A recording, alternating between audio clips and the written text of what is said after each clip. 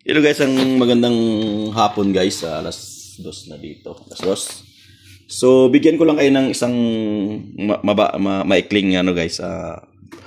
Maikling ano lang. Tawag dito. Kaalaman. So, kasi meron dito guys, dinala sa akin na oxygen concentrator. So, kung itong oxygen concentrator guys, ito. So, pamilyar naman siguro kayo nito guys sa oxygen concentrator na to. So, ito yung mga ginagamit ng pasyente na medyo kinukulang sa oxygen.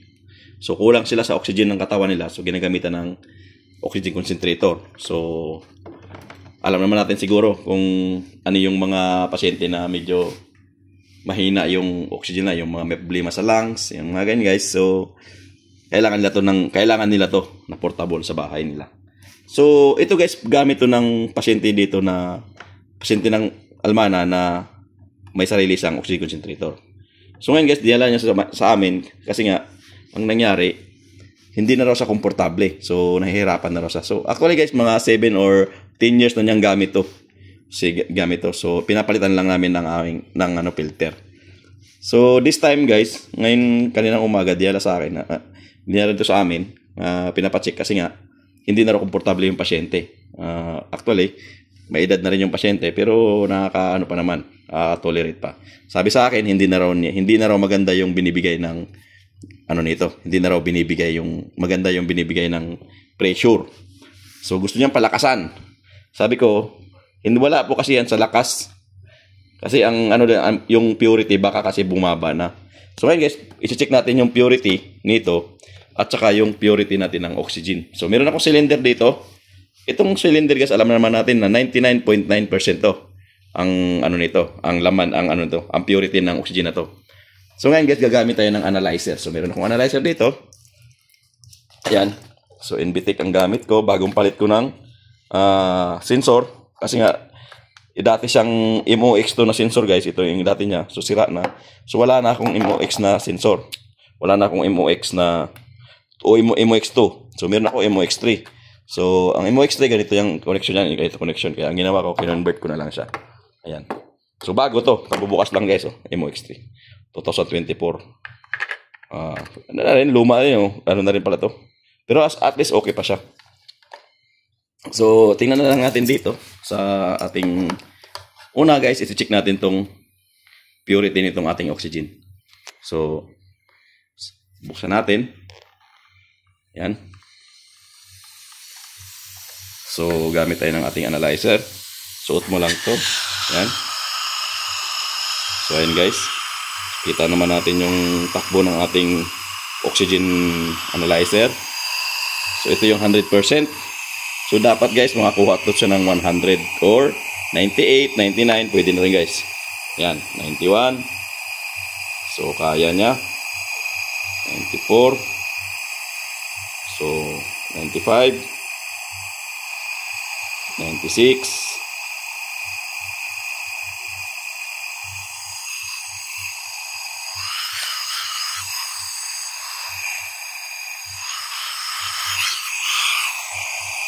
natin. So, abangan nyo na ayos na kalagay guys.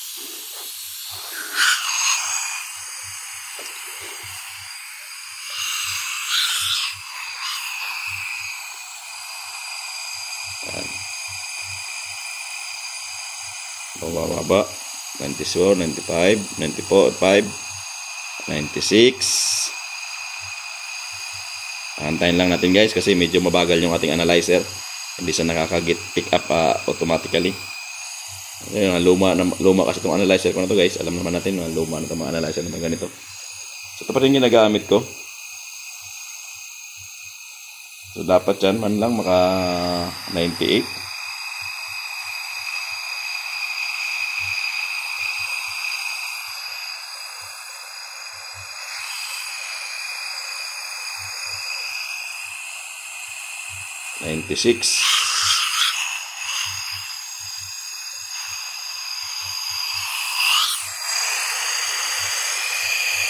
So, mabagal siyang reading.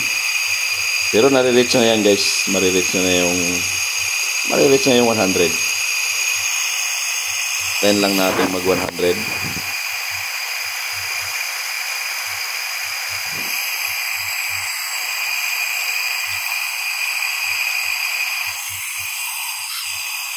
95.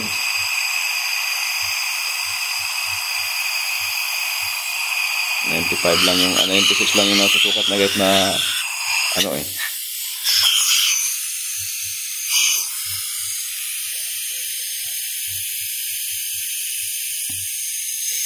Hindi maayos ng pagkapwesto.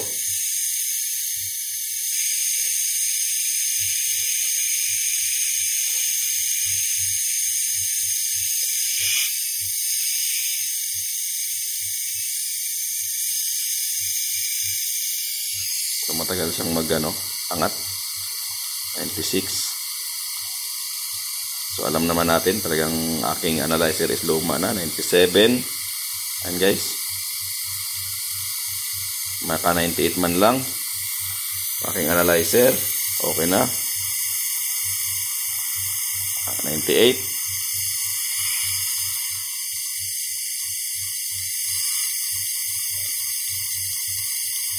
So 97. Actually kaya 97 pwede na yan, mataas na masyado yan. So 97, 98 guys, mabagal lang magbilang yung ko. So 98 na siya. So may matay kung aabot ba na siyang 99. Ayan guys, 99 na siya guys. So ayan, 99 ating flow meter.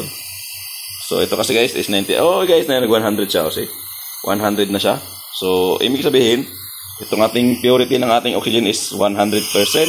99.9 ano siya. So ayan. So dito naman tayo sa ating guys. So isarado lang natin 'to. So dito naman tayo mag-check sa ating concentrator guys. So ating concentrator, bagong palit ko ng filter yan. So lang natin.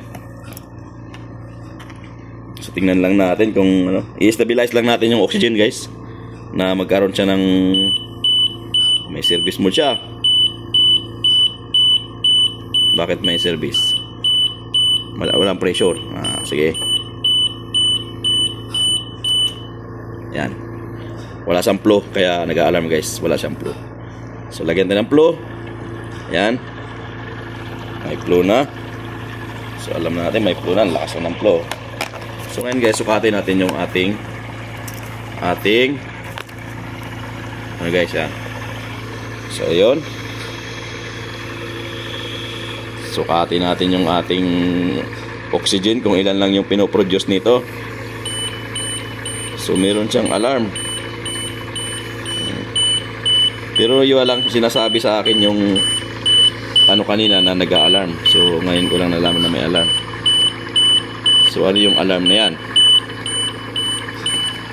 So hanggang lang sa guys, Yan, wala naman. So yung alarm siguro yung mababa yung purity. So yan guys, tingnan mo yung purity ng ating concentrator guys. Yan lang yung purity niya, 51. 51, 52 ang ating purity. So dito pa lang alam na natin kung ano yung problema ng pasyente. So mababa yung purity ng ating concentrator. So saka nag-a-alarm siya, mayroon siyang ina-alarm. Pero nawawala-wala yung alarm niya guys. So normal na yan. Yung alarm niyan, baka ako may, kasi mag-a-alarm talaga yan guys kasi dito ang babaw. So hindi siya nare-reach yung hinaan natin ng flow. Kasi baka sobra ng flow baka sobra. Yan guys, ilagay lang natin sa yan, 5. So naka-high flow siya kaya nag-a-alarm. Pero guys, ang ko, yan 50 lang guys, 50 lang yung flow niya. Ayan. Bumaba pa yun 50. 50 lang, 52. Tingnan natin kung tataas pa. Ngayon guys, 55 ayun, tumataas. Tingnan natin. So nilagay lang natin sa flow na 5 ayun 5 lang yung flow natin, 5 liters. So 60. Ayun, 60 na. So masyadong malakas yung ganito kanina. Ayan. Pero baba pa rin yan, 63. 64. 64 lang yung pinoproduce niya. Tayo natin, baka matagal mag-stabilize guys. So, 68. Hanggang saan siya? Lalaman natin yan guys. 69. 70. So, ayan guys. So, wala naman siyang alarm dyan. Kasi nga binabaan natin yung pro. Yan, 72. 72 yung purity niya guys. 73. 74. So, mabagal lang siya. Mabagal siyang mag-produce kasi alam naman natin na oxygen concentrator yan. So, 7 years baka ako yung cellulite nito guys. Alam naman natin kung ano yung nagpo-produce ng oxygen. Yung cellulite na ano dyan, pinapalitan din dapat yan. So, after how many ilang years. So, ngayon, mayroon na siyang 77. 78. Baka 90 man lang to guys, okay pa. Baka 90 man lang to o 92, ganun. Mas okay pa to guys. Ano? 79.